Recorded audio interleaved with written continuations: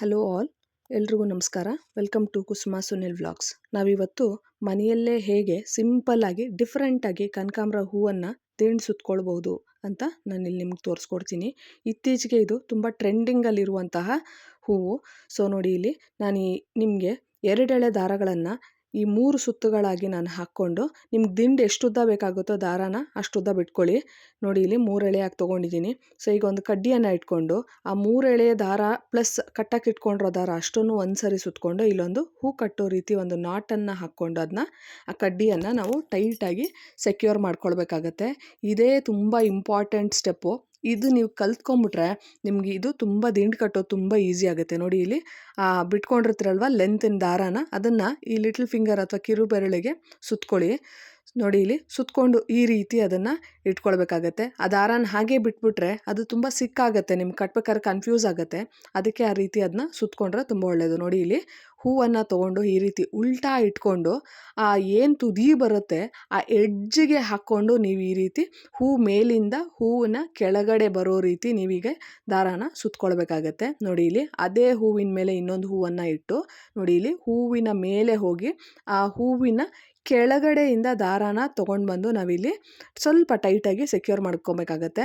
So ತುಂಬ ಜೋರಾಗಿ ಎಳ್ಕೊಂಬೇಡಿ, ಹೂ ಕಟ್ಟಾಗ್ಬಿಡುತ್ತೆ. ನೋಡಿ, ಇಲ್ಲಿ ಹೂವಿನ ಮೇಲೆ ದಾರ ಹೋಗಿ ಹೂವಿನ ಕೆಳಗಡೆ ಬಂದಾಗ ಹೂವು ಲಾಕ್ ಆಗುತ್ತೆ.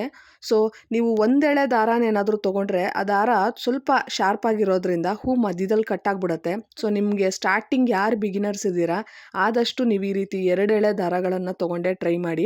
ಸೊ ನಿಮಗೂ ಸ್ವಲ್ಪ ಗ್ರಿಪ್ ಸಿಗುತ್ತೆ, ಹೂವು ಅಷ್ಟು ಬೇಗ ಕಟ್ಟಾಗಲ್ಲ. ನೋಡಿ, ಇಲ್ಲಿ ಹೂವಿನ ಮೇಲೆಯಿಂದ ಹೂವಿನ ಕೆಳಗಡೆಗೆ ದಾರಾನ ತೊಗೊಂಡು ಬರಬೇಕಾಗತ್ತೆ. ಇಲ್ಲಿ ನಿಮಗೆ ಸ್ಟಾರ್ಟಿಂಗ್ ಒಂದು 2 ರೌಂಡ್ ಸುತ್ತೋವರೆಗೂ ಏನಪ್ಪ ಇದು ಹಿಂಗೆ ಬಂದ್ಬಿಡ್ತು, ಒಂದು ಹೂ ಒಂದೊಂದು ಕಡೆ ಹೋಗ್ತಾ ಇದೆ ಅಂತ ನಿಮ್ಗೆ ಅನಿಸ್ಬೋದು. ಬಟ್ ಅದು ಬರುತ್ತೆ, ನೀವೇನು ಟೆನ್ಷನ್ ಮಾಡ್ಕೊಬೇಡಿ. ನೋಡಿ, ಇಲ್ಲಿ ಒಂದು ಹೂವಿನ ಮೇಲೆ ಆ ಎಡ್ಜಿಗೆ ಒಂದೊಂದೇ ಹೂವನ್ನು ನೀವು ಇಟ್ಕೊಂಡು ಸುತ್ತಕೊಂಡು ಹೋಗ್ತಾ ಇರಿ. ಸೊ ಇದು ಬಿಗಿನರ್ಸ್ಗೆ ತುಂಬ ಈಸಿಯಾಗಿ ಕಲ್ತ್ಕೊಳ್ಬಹುದಾದಂಥ ವೆರೈಟಿ ಆದಂಥ ಹೂವಿನ ದಿಂಡು. ಈಗೀಗ ಇನ್ಸ್ಟಾಗ್ರಾಮಲ್ಲಿ ಎಲ್ಲ ಕಡೆ ಈ ರೀತಿ ದಿಂಡುಗಳು ತುಂಬ ಟ್ರೆಂಡಿಂಗಲ್ಲಿದೆ. ಸೊ ಅದಕ್ಕೆ ಹೊರಗಡೆ ತುಂಬ ದುಡ್ಡು ಕೊಟ್ಟು ತೊಗೊಂಡು ಬರೋದಕ್ಕಿಂತ ಮನೆಯಲ್ಲೇ ಹೇಗೆ ಈಸಿಯಾಗಿ ನಾವು ಹೂವನ್ನು ಕಟ್ಕೊಬೋದು ಅನ್ನೋದು ನಾನು ಇಲ್ಲಿ ನಿಮಗೆ ತೋರಿಸ್ಕೊಡ್ತಾ ಇದ್ದೀನಿ. ನೋಡಿ, ಇಲ್ಲಿ ಒಂದು ಹೂವಿನ ಮೇಲೆ ಇನ್ನೊಂದು ಹೂವನ್ನು ಇಟ್ಟು ಹಿಂಗೆ ಸುತ್ಕೊಂಡು ಹೋಗ್ತಾ ಇರಬೇಕಾಗತ್ತೆ. ಆಟೋಮೆಟಿಕ್ ದಿಂಡು ಅದಷ್ಟಕ್ಕೆ ಅದೇನೇ ಸುತ್ತಾ ಇರುತ್ತೆ, ನೀವೇನು ತಿರುಗಿಸ್ಕೊಳಕ್ಕೆ ಹೋಗಬೇಡಿ.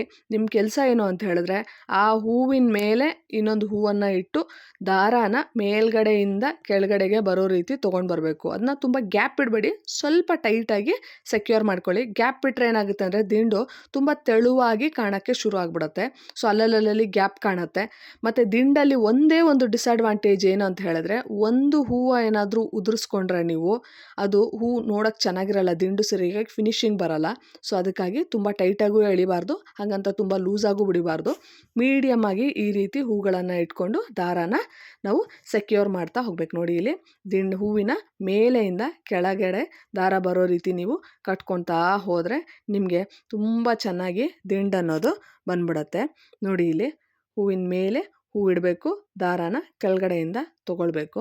ಸೊ ಈ ರೀತಿ ದಿಂಡುಗಳು ಮಾರ್ಕೆಟಲ್ಲಿ ತುಂಬ ಸೇಲ್ ಆಗ್ತಾ ಇದೆ. ಸೊ ಎಲ್ರಿಗೂ ಒಂದು ಆಶ್ಚರ್ಯ, ಏನಪ್ಪ ಇದು ಹೂ ಹಿಂಗೆ ಬರ್ತಾ ಇದೆ, ವೆರೈಟಿಯಾಗಿ ಕಟ್ಟಿದಾರಲ್ಲ ಅಂತ. ಅದೇನು ತುಂಬ ಕಷ್ಟ ಅಲ್ಲ. ನೋಡಿ, ಇಲ್ಲಿ ನಾನು ಇಷ್ಟು ಉದ್ದ ತೊಗೊಂಡಿದ್ದೀನಿ. ನಿಮಗೆ ದಿಂಡು ಇನ್ನೂ ಒತ್ತಗೆ ಬರಬೇಕು, ತುಂಬ ಚೆನ್ನಾಗಿ ಕಾಣಬೇಕು ಅಟ್ರಾಕ್ಟಿವ್ ಆಗಿ ಅಂತ ಹೇಳಿದ್ರೆ ನೀವಿಲ್ಲಿ 2 ಹೂಗಳನ್ನು ಅಟ್ ಅ ಟೈಮ್ ಇಟ್ಕೊಂಡು ನೀವು ದಿಂಡನ್ನು ಸುತ್ಕೊಳ್ಬಹುದು. ಅವಾಗೇನಾಗುತ್ತೆ, ಆ ವೈಟಾಗಿ ಏನು ಆ ತೊಟ್ಗಳು ಆಚೆ ಬಂದಿದೆಯಲ್ಲ ಅವುಗಳು ಒತ್ತೊತ್ತಿಗೆ ಹತ್ತತ್ರ ಕಾಣಿಸ್ದಾಗ ಈ ಮಣಿಗಳನ್ನೇನಾದರೂ ನಾವು ಹೂಗಳಿಗೆ ಚುಚ್ಚಿದೀವ ಅನ್ನೋ ರೀತಿ ಅದು ಕಾಣುತ್ತೆ. ನೋಡಿ, ಇಲ್ಲಿ ಅದನ್ನು ಸೇಮ್ ಅದೇ ರೀತಿ 2 ಹೂವನ್ನು ತೊಗೊತೀವಿ, ಅದೇ ಹೂಗಳನ್ನು ಮೇಲೆ ಪ್ರೀವಿಯಸ್ ಇಟ್ಟಿರುವಂಥ ಹೂಗಳ ಮೇಲೆ ಇಡ್ತೀವಿ, ದಾರಾನ ಹೂವಿನ ಮೇಲೆಯಿಂದ ಹೂವಿನ ಕೆಳಗಡೆಗೆ ಬರೋ ರೀತಿ ನಾವು ತೊಗೊಂಡು ಬರ್ತೀವಿ. ನೋಡಿ, ಇಲ್ಲಿ ನಾನು ಒಂದೊಂದೇ ಹೂ ಎತ್ಕೊಳ್ಳೋಕೆ ಕಷ್ಟ ಆಗುತ್ತೆ ಅಂತ ಹೇಳ್ಬಿಟ್ಟು ನೋಡಿ, ಇಲ್ಲಿ ಆಲ್ರೆಡಿ ನಿಮ್ಗೆ ಯಾರಾದರೂ ಹೆಲ್ಪ್ ಮಾಡೋಕ್ಕಿದ್ರೆ ಹಿಂಗೆ ಜೋಡಿಸ್ಕೊಡೋಕ್ಕೆ ಹೇಳಿ, ಅಥವಾ ನೀವೇ ಈ ರೀತಿ ಜೋಡಿಸಿಟ್ಕೊಂಬಿಡಿ. ಇಟ್ಕೊಂಡ್ರೆ ದಿಂಡನ್ನು ಬೇಗ ಒಂದು 10ರಿಂದ 15 ನಿಮಿಷದ ಒಳಗಡೆ ಫಿನಿಷ್ ಮಾಡ್ಕೊಳ್ಬಹುದು. ನೋಡಿ, ಇಲ್ಲಿ ಹೂವಿನ ಮೇಲೆಯಿಂದ ಹೂವಿನ ಕೆಳಗಡೆವರೆಗೂ ದಾರ ಬರೋ ರೀತಿ ನೀವು ಈ ರೀತಿ ಸುತ್ಕೊಂಡು ಹೋಗ್ತಾ ಇದ್ರೆ ತುಂಬ ಚಂದವಾಗಿರೋ, ಅಂದವಾಗಿರೋ, ಸುಂದರವಾಗಿರೋ ಕನಕಾಂಬರ ದಿಂಡು ನಿಮಗಿಲ್ಲಿ ರೆಡಿ ಆಗುತ್ತೆ. ಸೇಮ್ ಮಲ್ಲಿಗೆ ದಿಂಡು ಹೆಂಗೆ ಕಟ್ಟಿದ್ವಿ ಪ್ರೀವಿಯಸ್ ವಿಡಿಯೋದಲ್ಲಿ ಅದೇ ರೀತಿ ಇದನ್ನು ಸಹಿತ ಕಟ್ಟೋದು. ಯಾರಾದರೂ ಆ ಮಲ್ಲಿಗೆ ದಿಂಡು ಹೇಗೆ ಕಟ್ಟೋದು ಅನ್ನೋ ವಿಡಿಯೋ ನೋಡಿಲ್ಲ ಅಂದರೆ ಹೋಗಿ ನೋಡ್ಕೊಂಡು ಬನ್ನಿ, ನಮ್ಮ ಚಾನಲಲ್ಲಿದೆ. ನೋಡಿ, ಇಲ್ಲಿ ಎಷ್ಟು ಚೆನ್ನಾಗಿ ಬಂದಿದೆ ಕನಕಾಂಬರ ದಿಂಡು. ಸೊ ನಿಮ್ಗೆ ಯಾವ ಲೆಂತ್ಗೆ ಬೇಕೋ ಆ ಲೆಂತ್ಗೆ ದಿಂಡನ್ನು ಸುತ್ಕೊಬೋದು. ನೋಡಿ ಇಲ್ಲಿ ನಾನು ನಿಮಗೆ ಆ್ಯಸ್ ಯೂಶುವಲ್ ನಾರ್ಮಲ್ ಆಗಿ ಕನಕಾಂಬರ ದಿಂಡು ಹೇಗೆ ಕಟ್ಟೋದು ಅಂತ ತೋರಿಸ್ತಾ ಇದ್ದೀನಿ. ಮತ್ತೆ ಸ್ಟೆಪ್ಪನ್ನು ನೋಡ್ಕೊಳ್ಳಿ. 2 ಎಳೆ ದಾರಾನ 3 ಸುತ್ತುಗಳಲ್ಲಾಗಿ ನಾವು ತೊಗೊಳ್ತಾ ಇದ್ದೀವಿ. ಇಲ್ಲೊಂದು ಎಡ್ಜಲ್ಲಿ ಒಂದು ಕಡ್ಡಿಯನ್ನು ಕಟ್ಕೊಳ್ಬೇಕು. ನೋಡಿ ಇಲ್ಲಿ ಅದನ್ನು ಒಂದು ಸುತ್ಕೊಂಡು ಈ ಕಟ್ಟೋ ದಾರದಿಂದ ಒಂದು ಸರಿ ಅದನ್ನು ಹೂ ಕಟ್ಟೋ ರೀತಿ ಒಂದು ನಾಟ್ ಹಾಕ್ಕೊಬೇಕು. ನಿಮ್ಗೆ ಅದು ಟೈಟಾಗಿ ಅನಿಸ್ತಾ ಇಲ್ಲ ಅಂದರೆ ಇನ್ನೊಂದು ಬೇಕಾದ್ರೂ ನಾಟನ್ನು ಹಾಕ್ಕೊಳ್ಳಿ. ಹೂ ಕಟ್ಟೋ ರೀತಿ ಇನ್ನೊಂದು ಸರಿ ಹಾಕ್ಕೊಳ್ಳಿ, ಗಂಟು ಹಾಕ್ಕೊಳ್ಳಿ. ನೋಡಿ ಇಲ್ಲಿ ಈ ಬೆರಳಿಗೆ ಕಟ್ಕೊಂಡು ಅದೇ ಕಡ್ಡಿಯ ಮೇಲೆ ಹೂವನ್ನು ಇಟ್ಟು ಹೂವಿನ ಮೇಲೆಯಿಂದ ಹೂವಿನ ಕೆಳಗಡೆ ದಾರ ಬರೋ ರೀತಿ ನೀವು ಇದನ್ನು ತೊಗೊಂಡು ಹೋಗ್ತಾ ಇದ್ದರೆ ಸುಂದರವಾದ ಕನಕಾಂಬರ ದಿಂಡು ರೆಡಿ ಆಗುತ್ತೆ. ನೀವು ಸೂಜಿ ದಾರದಲ್ಲಿ ಏನಾದರೂ ಹೂವನ್ನು ಕೋಣಿಸ್ತಾ ಇದ್ದರೆ ದಿಂಡು ರೀತಿ ಮಾಡ್ಕೊತಾ ಇದ್ದರೆ ತುಂಬ ಹೂ ಬೇಕಾಗತ್ತೆ. ಮತ್ತು ಅದೇನಾಗುತ್ತೆ ಅಂದರೆ ಹೂವು ತಲೆಗೇನಾದರೂ ಇಟ್ಕೊಂಡಾಗ ಸ್ವಲ್ಪ ಬಾಡ್ತಾ ಹೂ ಕೆಳಗಡೆಗೆ ಬಂದುಬಿಡುತ್ತೆ. ಅದೊಂಥರ ದಾರಗಳು ಗ್ಯಾಪ್ ಆಗಿ ಕಾಣಿಸುತ್ತೆ. ಈ ರೀತಿ ನೀವು ದಿಂಡನ್ನು ಸುತ್ಕೊಂಡು ಮುಡ್ಕೊಳ್ಳೋದ್ರಿಂದ ಹೂ ಬಾಡಿದ್ರೂ ಸಹಿತ ಅದರ ಶೇಪು ಯಾವುದೇ ರೀತಿ ಕೆಡಲ್ಲ. ಹೆಂಗಿರುತ್ತೋ ಹಾಗೆ ಇರುತ್ತೆ. ನೋಡೋಕ್ಕೂ ತುಂಬ ಚೆನ್ನಾಗಿ ಅಟ್ರಾಕ್ಟಿವ್ ಆಗಿ ಕಾಣುತ್ತೆ. ಹೂವು ಸಹಿತ ತುಂಬ ಕಡಿಮೆ ಹಿಡಿಸುತ್ತೆ. ಸೊ ನೋಡಿ ಇಲ್ಲಿ ನಾನಿಲ್ಲಿ 2 ಹೂಗಳನ್ನೇ ತೊಗೊಂಡು ದಿಂಡು ಸುತ್ಕೊತಾ ಇದ್ದೀನಿ. ಮಲ್ಲಿಗೆ ಹೂವು ಆದರೆ ಒಂದೊಂದೇ ಹೂವು ಇಟ್ಕೊಂಡು ನಾವು ದಿಂಡು ಸುತ್ಕೊಬೋದು. ಈ ಕನಕಾಂಬರ ಹೂವು ತುಂಬ ಒತ್ತಾಗಿದ್ರೇ ನೋಡೋಕ್ಕೆ ತುಂಬ ಚೆನ್ನಾಗಿರೋದು. ಅದಕ್ಕಾಗಿ ನಾನಿಲ್ಲಿ ನಿಮಗೆ 2 ಹೂಗಳನ್ನು ಇಟ್ಕೊಂಡು ದಿಂಡು ಸುತ್ತೋದನ್ನು ತೋರಿಸ್ತಾ ಇದ್ದೀನಿ. ನೋಡಿ ಅದು ಆವಾಗ ಹೂವು ದಿಂಡು ತುಂಬ ಒತ್ತಾಗಿ ಕಾಣುತ್ತೆ. ನೋಡೋಕ್ಕೂ ತುಂಬ ಚೆನ್ನಾಗಿರುತ್ತೆ, ಅಟ್ರಾಕ್ಟಿವ್ ಆಗಿರುತ್ತೆ. ಅದು ತುಂಬ ತೆಳುವಾಗಿದ್ದರೆ ನೋಡೋಕೆ ಅಷ್ಟೊಂದು ಚೆನ್ನಾಗಿ ಕಾಣೋದಿಲ್ಲ. ನೋಡಿ ಇಲ್ಲಿ ಎಷ್ಟು ಚೆನ್ನಾಗಿ ಬಂದಿದೆ. ಹೀಗೆ ಕಟ್ಕೊಂಡು ಹೋಗ್ತಾ ಇದ್ದರೆ ದಿಂಡು ರೆಡಿಯಾಗುತ್ತೆ.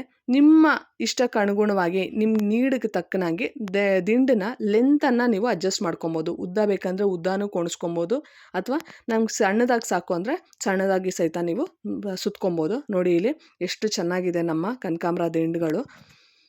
ದಯವಿಟ್ಟು ಇದಕ್ಕೊಂದು ಲೈಕ್ ಮಾಡಿ, ನಮ್ಮ ಚಾನಲನ್ನು ಸಬ್ಸ್ಕ್ರೈಬ್ ಮಾಡಿ. ಇನ್ನೂ ಯಾರು ನಮ್ಮ ಚಾನಲನ್ನು ಸಬ್ಸ್ಕ್ರೈಬ್ ಮಾಡದೆ ನೋಡ್ತಾ ಇದ್ದೀರಾ ದಯವಿಟ್ಟು ಸಬ್ಸ್ಕ್ರೈಬ್ ಮಾಡಿ, ಲೈಕ್ ಮಾಡಿ, ಹಾಗೂ ಕಮೆಂಟ್ಸನ್ನು ಮಾಡೋದನ್ನು ಮರಿಬೇಡಿ. Thank you so much. ನಿಮ್ಮೆಲ್ಲರ ಪ್ರೋತ್ಸಾಹ ನಮಗೆ ತುಂಬ ಮುಖ್ಯ. ನೋಡಿ ಇಲ್ಲಿ ದಿಂಡುಗಳು ಎಷ್ಟು ಸುಂದರವಾಗಿದೆ. ನಿಮಗಿಲ್ಲಿ ಒಂದು ಟಿಪ್ ಏನಪ್ಪ ಅಂತ ಹೇಳಿದ್ರೆ, ಹೂಗಳು ದಿಂಡನ್ನು ಕಟ್ಕೊಂಡ್ಮೇಲೆ ನೀವು ಅದನ್ನು ಒಂದು ಒದ್ದೆ ಬಟ್ಟೆಯಲ್ಲಿ ಸುತ್ತಿ ಮುಡ್ಕೊಳ್ಳೋವರೆಗೂ ಒದ್ದೆ ಬಟ್ಟೆಯಲ್ಲಿ ಸುತ್ತಿ ಇಡಬೇಕಾಗತ್ತೆ. ನೋಡಿ ಎಸ್ಪೆಷಲಿ ಆ ವೆರೈಟಿಯಾಗಿ ಕಟ್ಟಿದ್ದೀವಲ್ಲ, ಉಲ್ಟಾ ಸುತ್ತಿವದವಲ್ಲ, ಆ ದಿಂಡನ್ನು ಒದ್ದೆ ಬಟ್ಟೆಯಲ್ಲಿ ಇಟ್ಬಿಟ್ಟು ನೀವೇನಾದರೂ ಮುಡ್ಕೊಂಡ್ರೆ ಅದು ಇನ್ನೂ ತುಂಬ ಚೆನ್ನಾಗಿ ಕಾಣುತ್ತೆ. Thank you.